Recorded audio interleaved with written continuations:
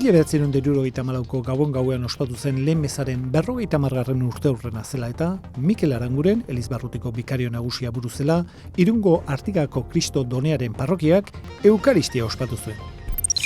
Eguberritako alaitasunak mundua eta Gipuzkoa pozez bete ditu haindata esanguratsuetan. Elizbarrutuko YouTube kanalean, Onferrando Gotzainaren Eguberri eguneko homilia eskuragarri duzu.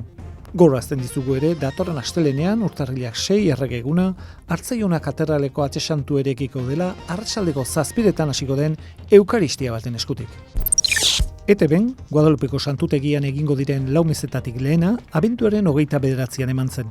Mezen grabazio eta emisioen ordutegiak elizagipuzkoa.org webgunean dituzu eskura. elizagipuzkoa.org webgunean, erabertze pastoral eta misiolariari buruzko atal berri bat jarri da martxan. Prozesu honen azken urratsak eta baita material ezberdin eta informazioa topatuko dituzu bertan.